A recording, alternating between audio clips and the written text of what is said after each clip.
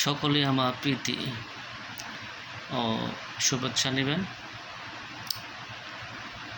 আপনারা সকলে অবগত আছেন আমাদের তৈরি পোশাকের উপরে মার্কিন যুক্তরাষ্ট্র 37% শুল্ক আরোপ করেছে। সেটা আজকে রাত 12টার পর থেকে আপনার কার্যক্রম হবে। অলরেডি এর প্রভাব আমাদের তৈরি পোশাক খাতে পড়তে শুরু করেছে। অনেক ক্রয়াদেশ মার্কিন বায়ার যারা ছিল তারা বাতিল করে দিচ্ছে এবং আজকে থেকে পুরোপুরি নির্দেশনা একদম পার্মানেন্টলি আজকে 12টা থেকেই কার্যকর হবে।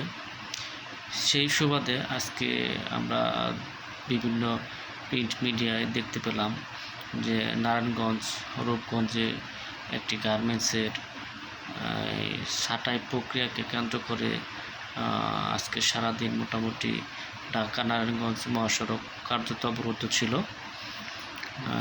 এবং এখানে আইনশৃঙ্খলা প্রয়োগকারী সংস্থার সাথে বিভিন্ন সময় সংঘর্ষ হয়েছে এবং একটি পর্যায়ে শ্রমিক অবশ্য রাস্তা থেকে অবরোধ থেকে উঠে যায়।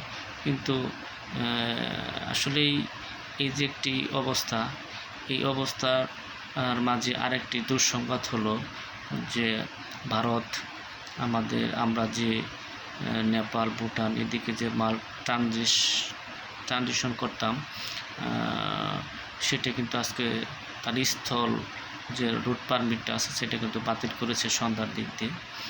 এইরকম যদি আসলে এই অবস্থা চলতে থাকে তাহলে বাংলাদেশের অর্থনৈতিক অবস্থা কোথায় গিয়ে দাঁড়াবে সেটা আমরা হয়তো বা কল্পনা করতে পারতেছি না।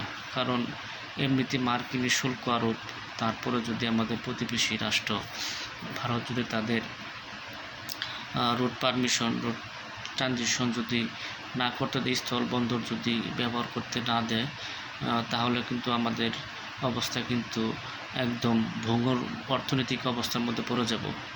তাই এই অবস্থা আমাদের আসলেই কী করণীয় সেটা আমরা আসলে জানি না, কিংবা যারা সংশ্লিষ্ট কর্মকর্তা আছে তারা সেটা একটু বিবেচনা করে দেখবেন। যদি এই অবস্থা যদি চলমান থাকতে থাকে, ঠিক আছে, তাহলে আমরা বাঙালি হিসাবে কিংবা আমাদের অর্থনৈতিক যে কাঠামো সেটা কিন্তু একদম ভেঙে চুরমার হয়ে যাবে, যা পরবর্তীতে দুর্ভিক্ষর আকার ধারণ করবে। তা সকলেই ভালো থাকবেন এবং সুস্থ থাকবেন, নিরাপদ থাকবেন। আল্লাহ হাফেজ।